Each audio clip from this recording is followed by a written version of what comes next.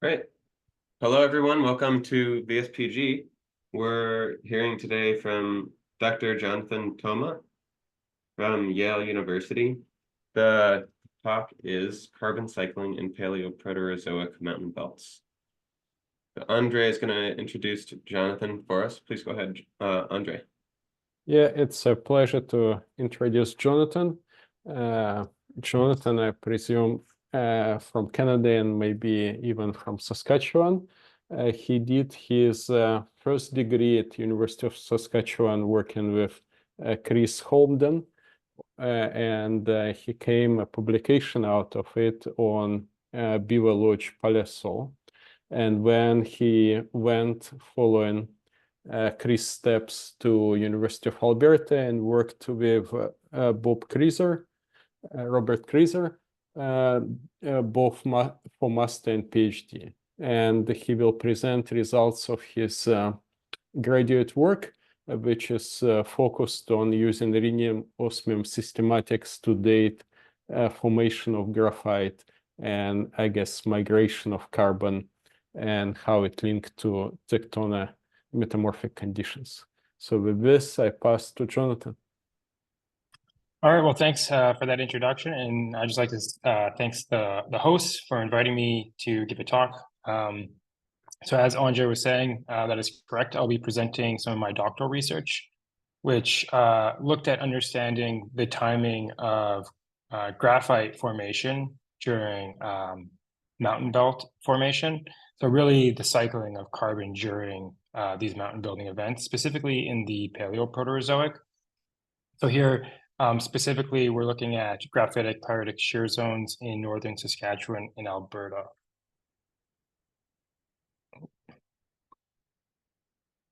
All right, so I'm going to first start my talk by giving a broad overview of some of the major Proterozoic events occurring during, I guess, the Proterozoic.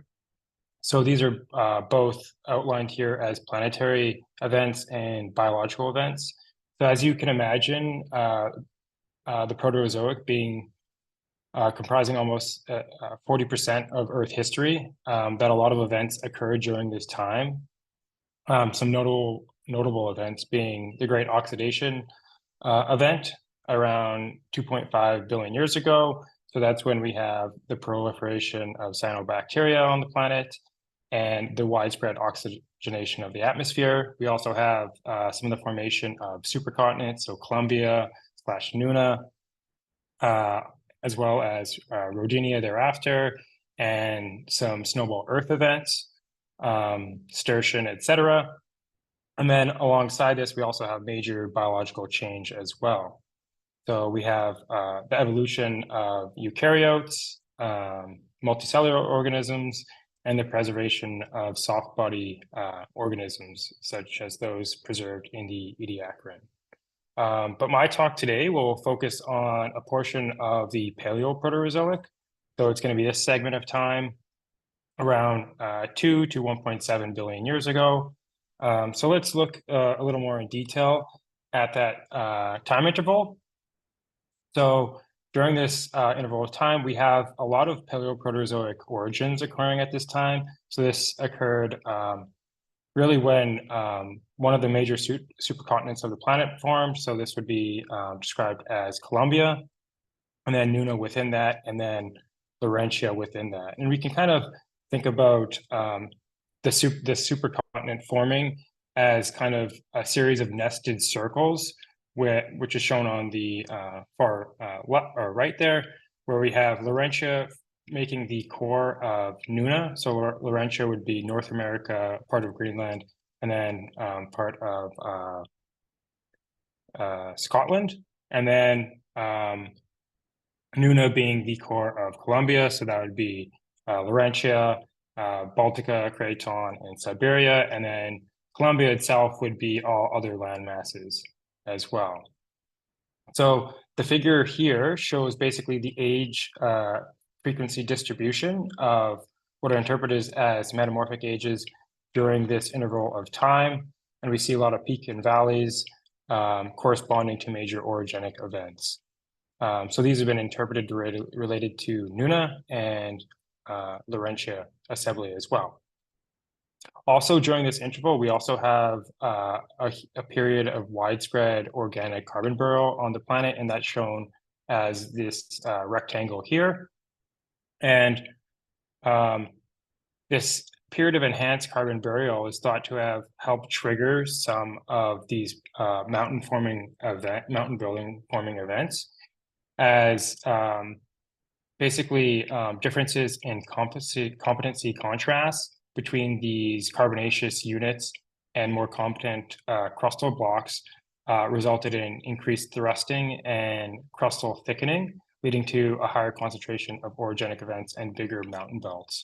And so what I'm going to discuss next is what is the fate of this carbon through an orogenic cycle. So this is going to be just generalized here.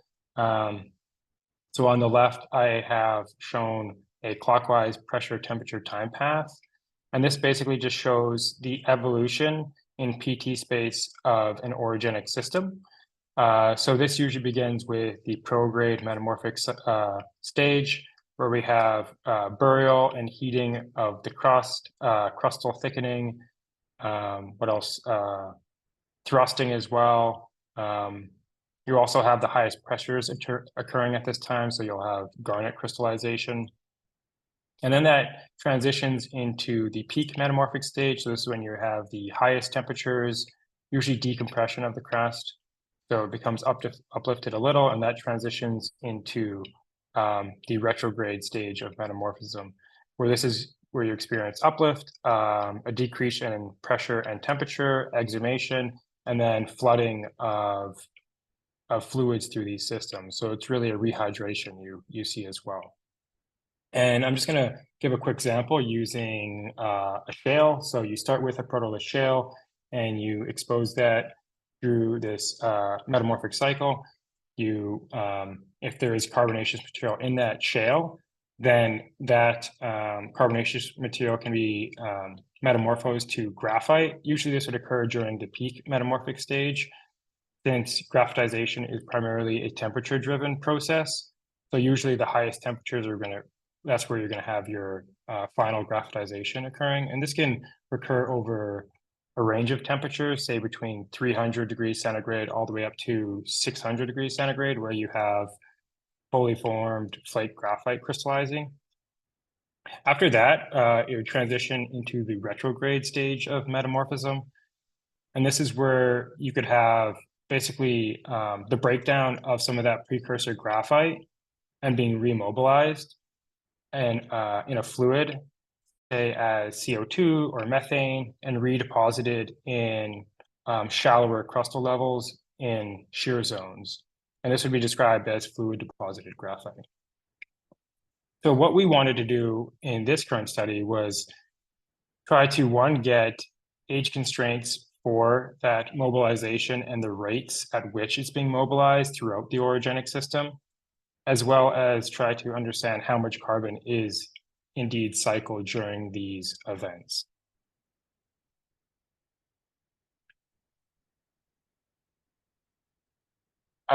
So I'm going to start by discussing our study site. So here is a case study in Northern Saskatchewan and Alberta, Canada. So this would be within Laurentia. So these are graphitic and pyritic shear zones in basement units beneath the Athabasca Basin. So the Athabasca Basin itself is a Mesoproterozoic basin that overlies these shear zones.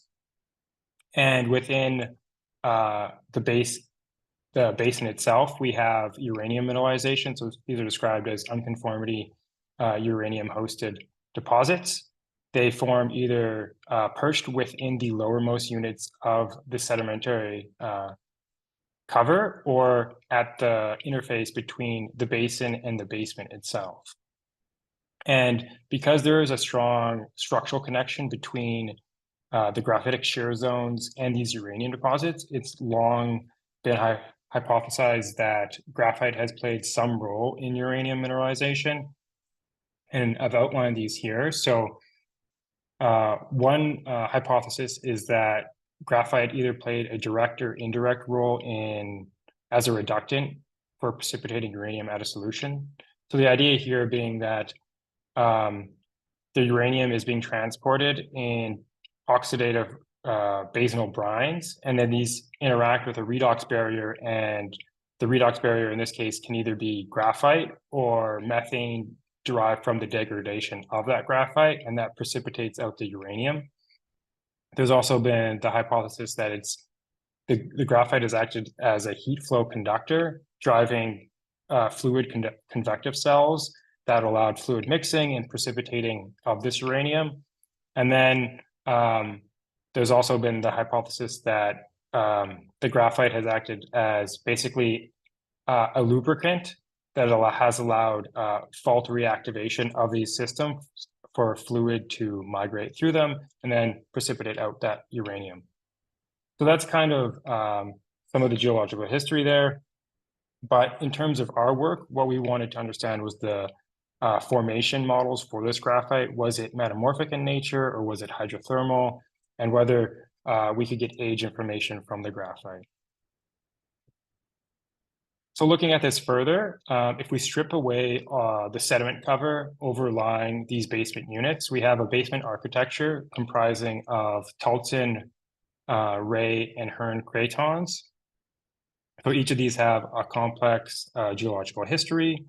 And within this map shown here, I've also outlined the perimeter of the Athabasca Basin, just shown in black, and then inferred graphite occurrences shown in blue, as well as major uranium deposits shown in green. But relevant to our work is that these tectonic units went through several orogenic events during the Paleoproterozoic, beginning with the Tolton snowbird origin around 1.94 to 1.89 billion years ago. And this involved the collision of the Ray and Slave craton, as well as the Ray and Hearn craton. And then we also have the collision of the Trans-Hudson origin. This occurred between 1.84 and 1.72 billion years ago and involved the collision of the Hearn and Superior craton, which is relevant to our work. But each of these origins involve similar orogenic cycles, so both involving the prograde and retrograde stages. So within the prograde, we've got burial, deformation, and anatexis, melting, etc. In the retrograde, we have cooling, uplift, exsumation, fluid flow events, so rehydration of these crustal units in shallower levels. For our work here, we looked at sampling 7 different drill holes throughout Tolton and the Hearn craton. And these were all graphitic-pyritic shear zones. And what we wanted to understand was whether these graphites share an orogenic relationship and whether they precipitated through the prograde or retrograde stages of these cycles. Now, when we look back at these graphites in the literature, in the early 90s, it was mostly hypothesized that these were basically all present in metapelites, and they're always referenced in relation to the uranium deposits and how we could understand the formation of these uranium deposits from graphite by studying the graphite, because they were always implied to have formed together or in some way. So there wasn't a lot of work actually done to characterize the graphite itself, although there was some work done on the carbon isotopes that did show that they did have biogenic signatures. The implication was that it was effectively mostly metamorphically formed. And we see this described throughout several publications as graphitic metasedimentary rocks.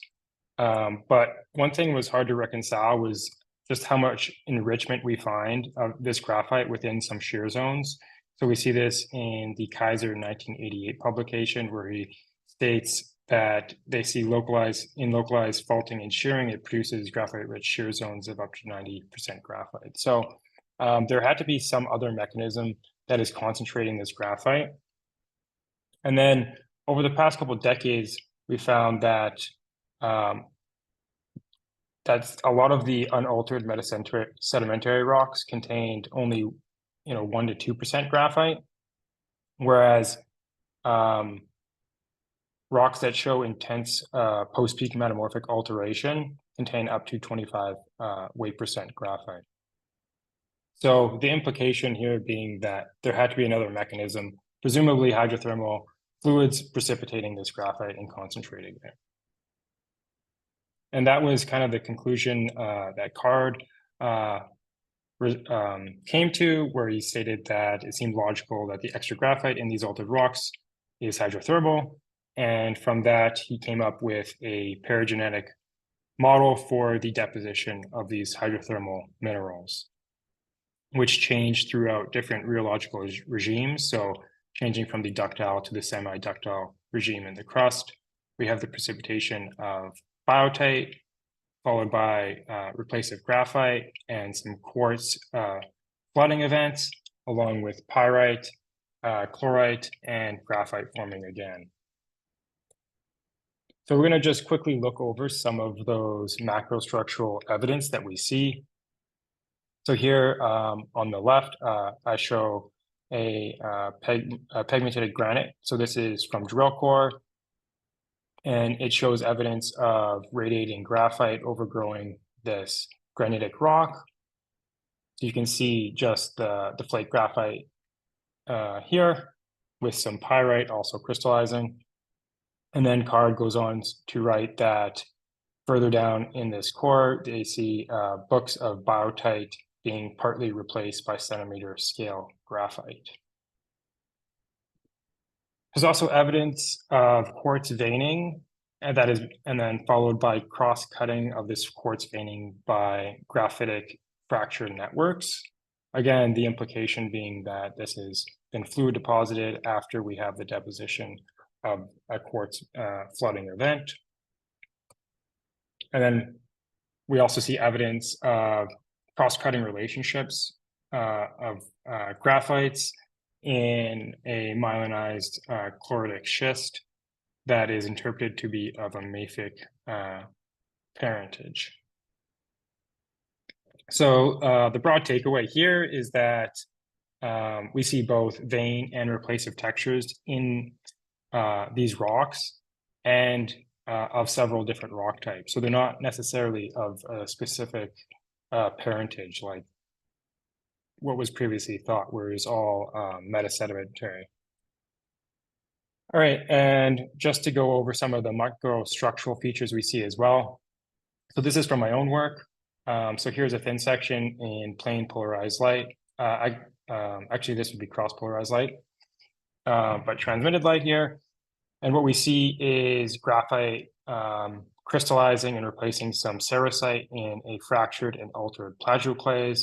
So basically, the paragenetic sequence here we would have some sort of fracturing event where fluid would move through the system, penetrate the fractures of this plagioclase, which becomes altered to cerussite, and then we would have the precipitation of graphite between the basal planes of the mica.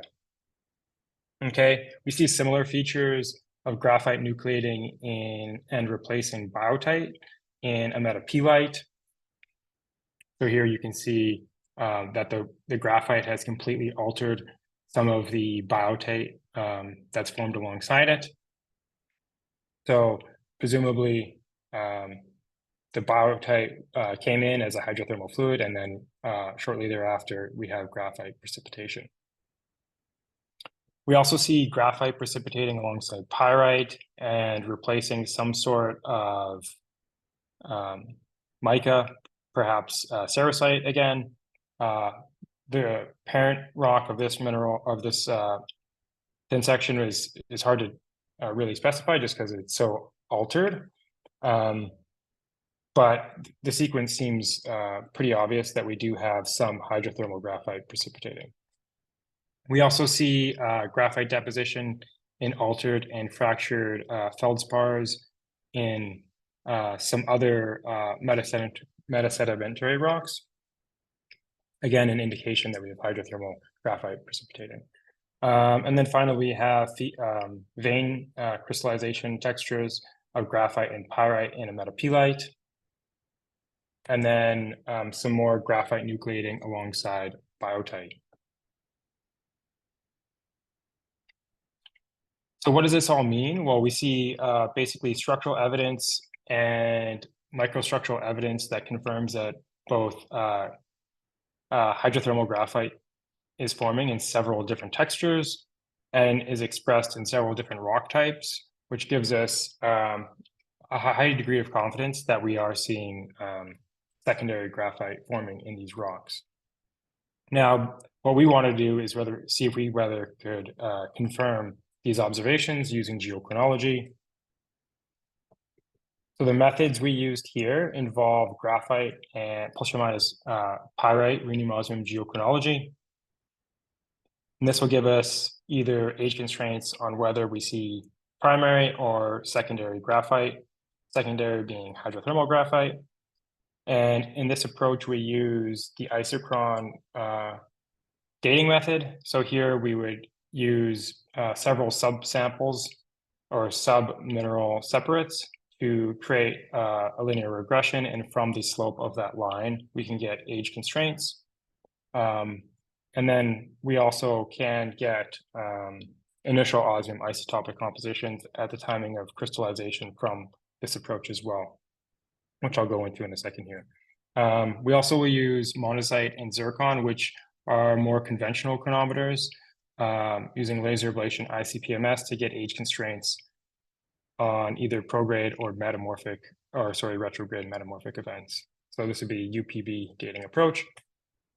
And then supplemental to this work, we'll use isotopic tracing. So we characterize the carbon isotopes of the graphite.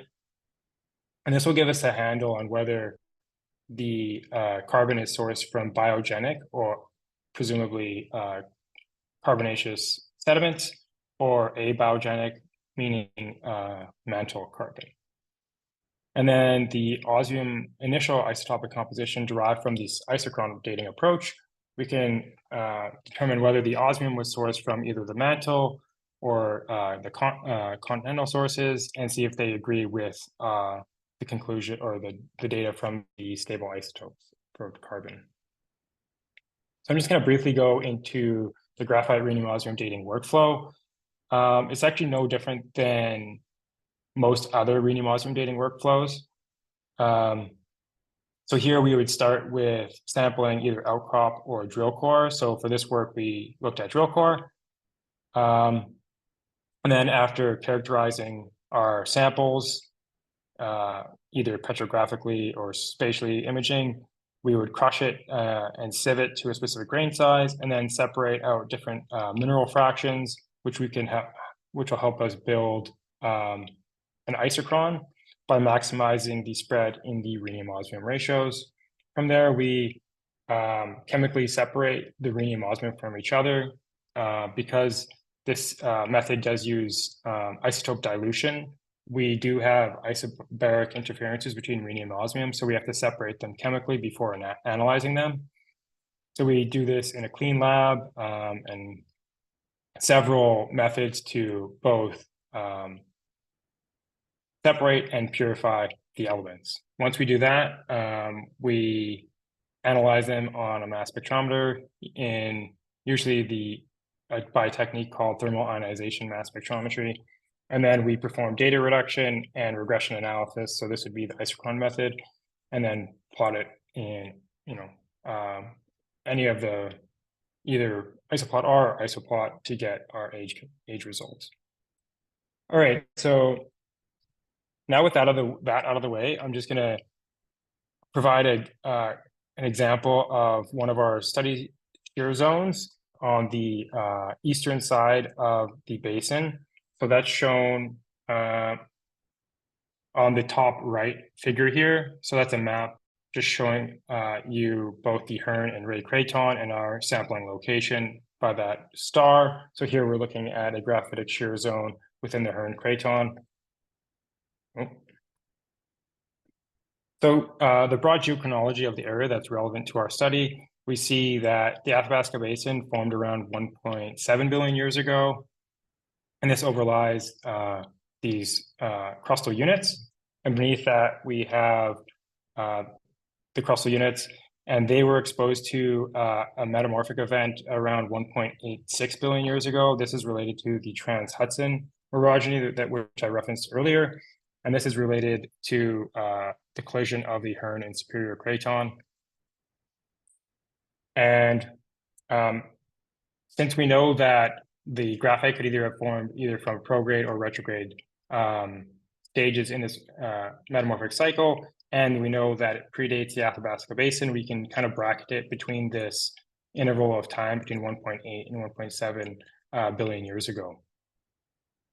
So here is our results of our isochron regression for this sample here.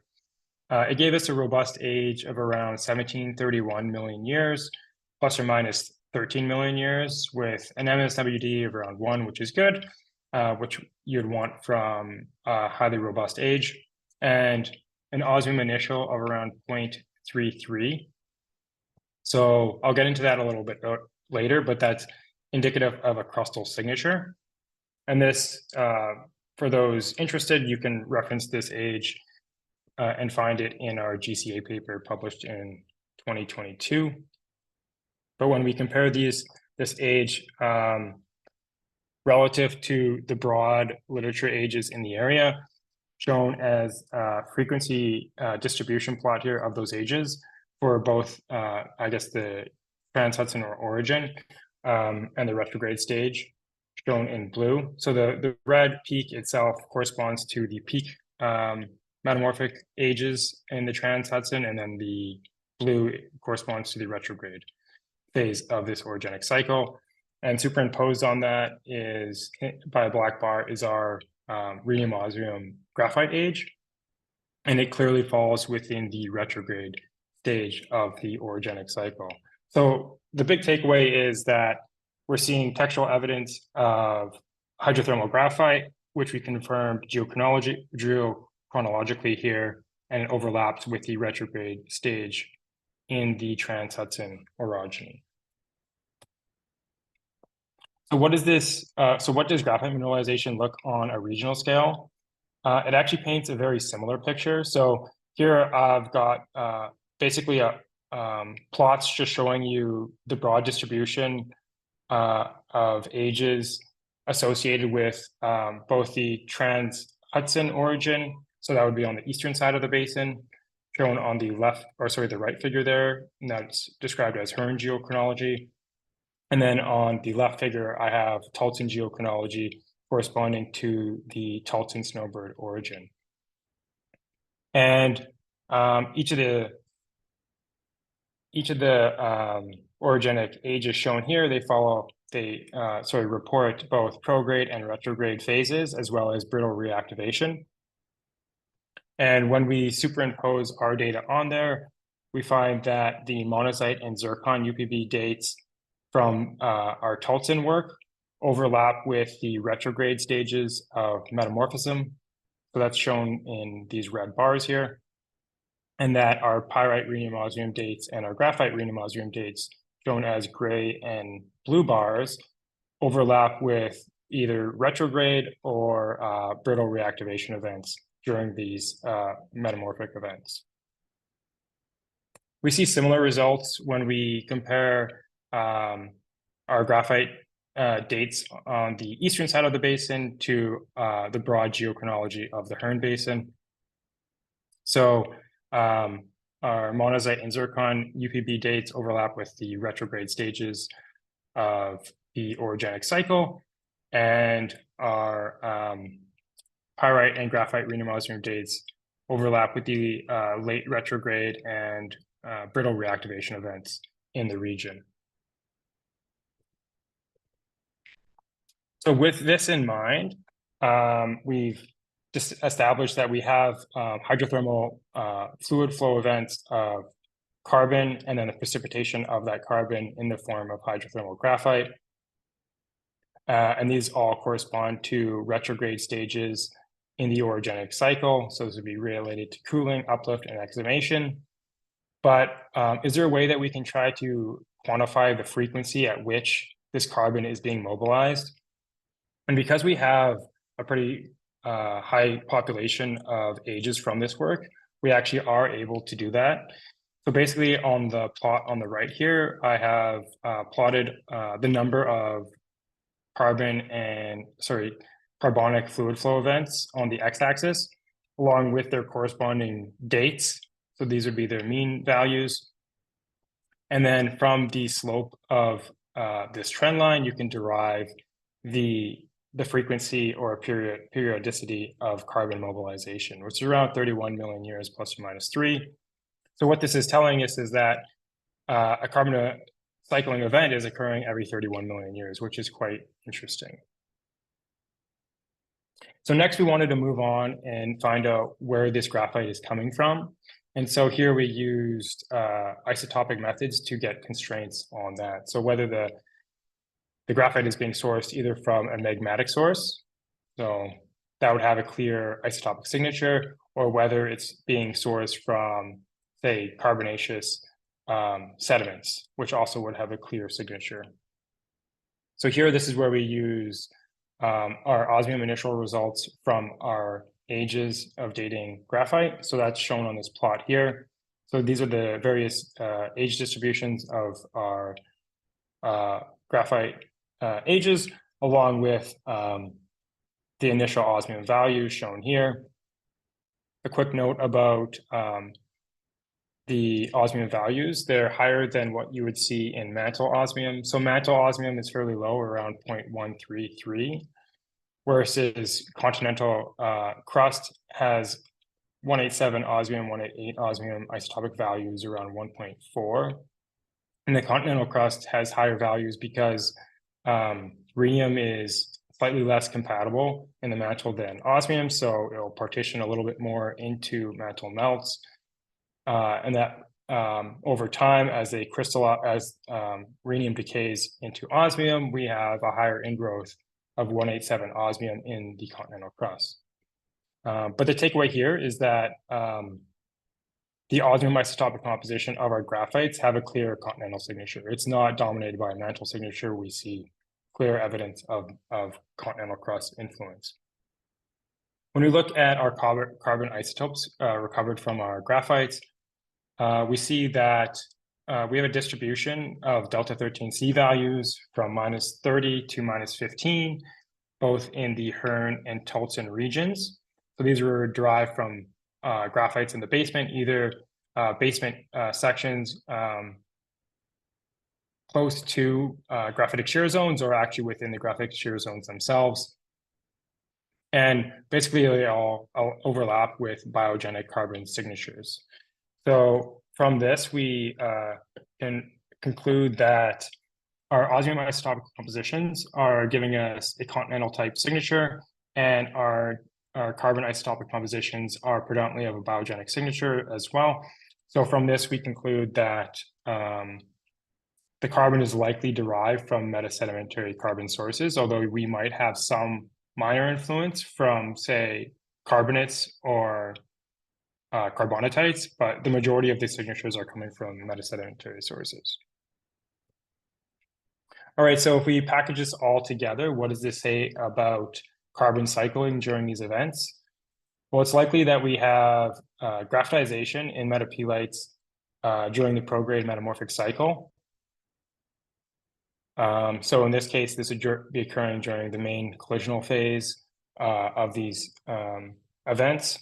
We would have devolatilization, so dewatering of the crust to occur at relatively deep in the crust at high temperatures and high pressures. And then we would transition into the retrograde path where we have ductile deformation, shear zones forming alongside early basement exhumation. So lower pressures, but still high temperatures. And then after that, we have brittle reactivation and fluid deposition of graphites as exhumation ends. So this would be at shallower levels, rehydration of the crust. So likely the decomposition of earlier graphite and then the transport of that carbon in the fluid phase as either CO2 or methane, and then the redeposition of that carbon as fluid deposited graphite in shallower crustal levels, and the formation of other hydrous minerals. So we know that in the prograde stage that graphite was at relatively low concentrations within these rocks, maybe 1 to 2 weight percent. But during carbon mobilization in the retrograde phase, we have an enrichment of graphite up to 5 to 90 weight percent. So one thing we wanted to look at is how much carbon was actually mobilized during these events. And there's two approaches to do this. One would be to quantify how much carbon is being removed from a crustal unit during remobilization. So this would be, you basically use a crustal block with a given dimension and a given weight percent of graphite, and then estimate, say, 10% of that graphite is being mobilized. From there, you can quantify the amount of carbon being removed. Another approach would be to estimate the amount of carbon being enriched in these graphitic shear zones. So that's what I've done here.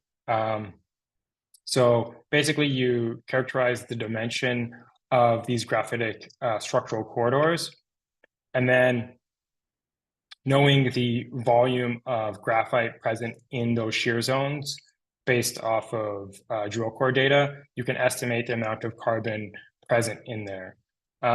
Regardless of the approach that you use, you still end up with numbers that are on the same scale. So we're talking about millions of tons of carbon being mobilized during these events, which is quite interesting. So what are the global implications of this work? You know, today I've talked about 2 origins, but there's a dozen or so graphite-rich origins that formed during the assembly of these supercontinent Nuna, Columbia.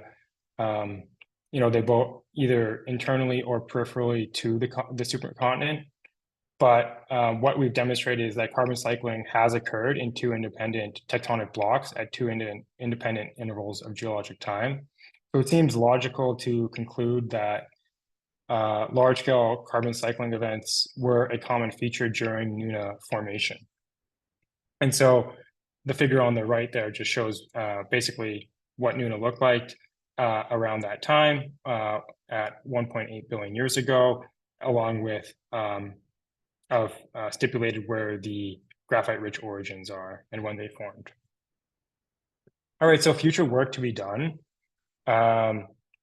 One would be to place further timestamps on graphitic carbon cycling and other mountain belts that formed during Nuna or Columbia, also Rodinia and beyond, looking at graphite-rich origins in the Phanerozoic as well, to get further estimates on the rates of carbon cycling during these events. Also to test different graphite ore deposit models in these graphite-rich mountain belts to see whether igneous bodies play a role in concentrating graphite. There are several models that speculate on that, but we don't have any actual geochronology to support that. So it'd be good to test those models. All right, so this kind of wraps up my talk. I'm just gonna provide a quick thank you to my collaborators that provided either funding support, helped with sampling and data collection, and then also thank Yale for providing funding support during my postdoctoral research here. And with that, I will conclude my talk and open the floor to questions. Thanks, John. It was good. Let's move on to the question and discussion part. You can ask either typing your question into the chat and I'll ask for you, or you can raise your hand with the reactions below. We got one from Paul just a few minutes ago while you were talking. He said, Paul Hoffman asks, does hydrothermal graphite refer to the deep, hot crustal biosphere, pointing to work by Barbara Sherwin Lawler, sorry, Lola.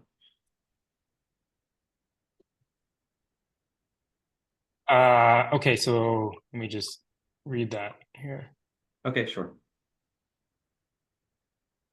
So I don't actually know that reference offhand here, but so I guess are we talking about like biogenic carbon formed 2 billion years ago during where we have like a peak of deposition of those sedimentary units? I guess maybe he can elaborate. Well, Yeah, go ahead. these are organisms that are actually living off hydrothermal sources in the crust. Oh, And so I haven't. they would have been living and fixing carbon at the time the shear zones were hydrothermally active. And Barbara Sherwood Lawler, who's at University of Toronto, has been a big pusher for the significance of this deep biosphere. And there was an article published in Science 3 or 4 years ago, I think now, on the mass of the global biosphere. And what was striking about this article was that the deep crustal biosphere is quite significant in mass. It's a significant fraction of the total global biosphere, several percent, maybe as high as 10, 15%. Now, the carbon fixation rate is not very fast, but the mass is very significant. And this would be an interesting wrinkle if that were the case. And so this would be different from the idea that the carbon was somehow mobilized from earlier shale surface sources of carbon. It would be, in fact, organic activity deep in the crust, fueled by hydrothermal energy. I see. Okay, but so it's still being mobilized, or you're saying it's precipitating in place? It's just. It formed in those shear zones. That's the Oh, idea. okay. Oh, okay. I mean, Barbara yeah, I Sherwood guess. Lawler has demonstrated this in a number of mining camps, particularly gold mining camps in the Archean crust in the Superior Craton. Okay. Interesting. Yes. Are active today. Oh, okay. That are active today. Yeah. Oh, okay. Worth Oh, that's looking very into. interesting. Yeah, Yeah. I'll look into that. That's very interesting. I haven't actually thought about that, so that's something to follow up on for sure. Okay.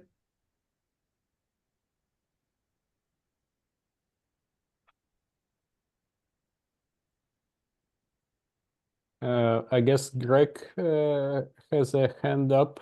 Maybe you can go. Yeah, sure. That was fantastic. A whole new world for me. Very interesting. I like Paul's comment a lot, but I've got another alternative, which is kind of weird. When I saw your thin sections of the graphite replacing plagioclase and biotite, my gosh, it looked a lot like paleosols I've seen. It looked like the way in which you have hydrolysis of labile minerals, biotite and plagioclase, replaced by smectite and organic matter. Is it possible that these aren't shear zones, but paleosols, and were subsequently sheared to give you that amount of organic concentration, which is not at all unusual even for Precambrian paleosols? So whether they're paleosols, so they would have to be pretty enriched in carbon, I guess. That's exactly right. Paleosols are rich in carbon and clay. Yeah, okay. Yeah, but we see, I guess, so many other hydrothermal processes occurring alongside these that maybe would be support otherwise. Yeah, would you see a lot of quartz flooding? You see a lot of biotite. What else? Yeah. Oh, I'm not Yeah. disputing the ages, and I'm not disputing the metamorphism. They've been through the ringer. Yeah. But this as Paul points out, for his mechanism and fractures in deep in the crust, this gives you a concentration mechanism and escapes the need for concentrating it from a low background level. Right. Okay. I mean, we do see it around though. So I guess so within these corridors, we see a high concentration of graphite. Outside of them, we don't. So if they were paleosols, then wouldn't it be more uniformly distributed, or I guess No, no, no. There'd be particular paleosol horizons within the whole sequence, and there are paleosols recorded from up there. They would be on okay. very particular stratigraphic horizon. It's probably a structural problem for both Paul's and my idea more than anything else to see if Mhm. the paleosol idea they would be concordant with bedding pretty much. With Paul's idea, they would be cutting across bedding pretty significantly, I think.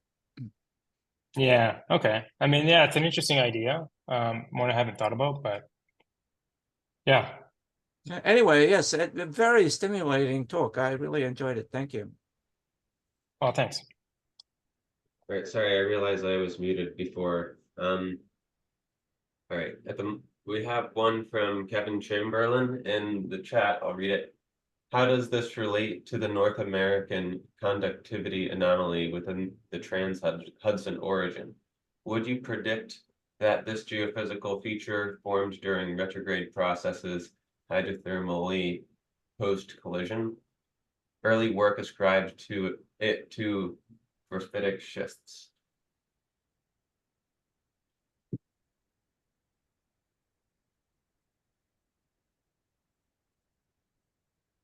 Yeah, I mean, it very well could be. Yeah, so early work to describe it as graphitic schists, but yeah, I mean, it would definitely give that signal if it was really enriched in graphite. I guess, are we talking about so the North American conductivity anomaly?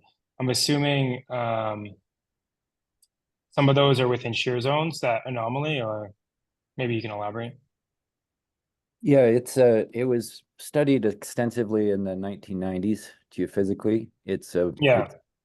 right 100 kilometers west of the within the Trans-Hudson origin, comes all the way down from Saskatchewan across the border to North Dakota, South Dakota, and it's a very prominent EM signal whopper, but has been ascribed to various tectonic scenarios from the edge of the craton to a post-collisional thrust folded concentration of graphite, basically.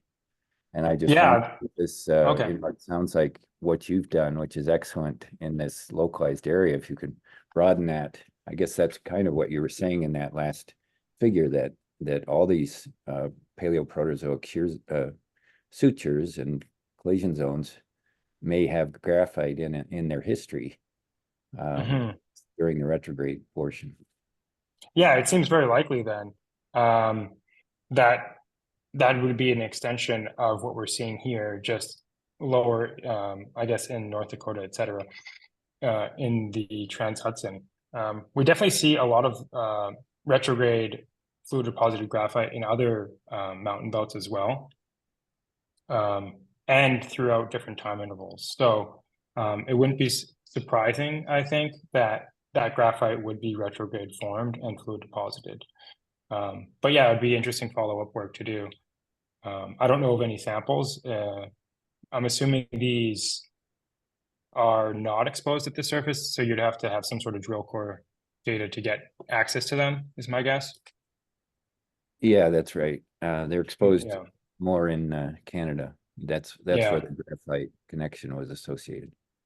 Yeah. Yeah. So I guess some interesting follow-up work to do from someone. Right. All right, Daryl, please go ahead.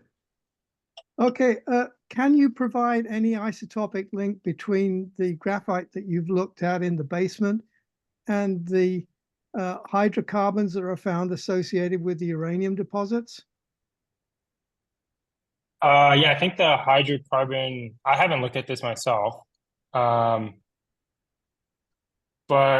I know Kaiser did, so that was that one study that I referenced here. What was that? Back in the 90s. Yeah, in 88. And I think he ruled out, I think they ruled out graphite as the source of that methane, or that, I think there was, I don't know where it is here. I think they ruled it out as a source for the carbon, as far as I recall. But I actually haven't looked into, I guess it's mostly bitumen that's actually in the Yeah. basement units. Yeah. So no, I haven't actually looked into that. But as far as I can tell, I think they've been ruled out as being formed from the graphite. I think that was basically the result of that work. Okay, thanks.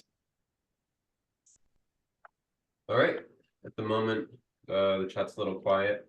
Anybody would like to speak up? Yeah, maybe I can ask Jonathan. Yeah, go nice ahead. talk. I want to ask something. It's not maybe directly relevant to what you did, but maybe you read about it. So basically, during prograde metamorphism, you would go towards graphite, which means you're losing hydrogen, oxygen, nitrogen, only pure carbon left.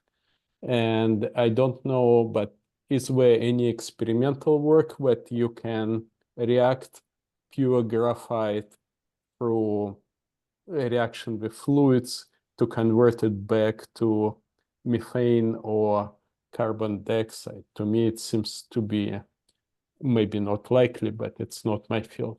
And if it's not the case, could it be that carbon coming from Athabasca Basin rather than from this metamorphosed units? Yeah, it seems very unlikely that it's coming from the Athabasca Basin, just because we have a large carbon sink within the basement itself, and the graphitic shear zones are within the basement. So it seems like the logical conclusion there. In terms of remobilizing graphite, it occurs through this reaction here. So it's basically the reverse of this reaction. So basically you can have water decompose graphite. That's like the most common mechanism. And then it just mobilizes it in the form of either methane or CO2, if that makes sense. But was it experimentally demonstrated? That's a good question. I actually don't know. But it's well characterized, so I'm guessing, yeah, whether it was actually experimentally demonstrated, I don't know. It's probably more theoretically, is my guess. Okay, thank you. But I could be wrong. Okay, we've got no hands or anything in the chat. If anybody would like to speak up, go ahead. I'll leave a few seconds.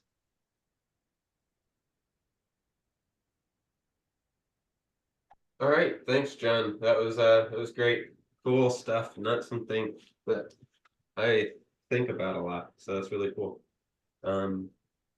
So thanks everybody for participating. We'll see you all next week. Awesome, thanks.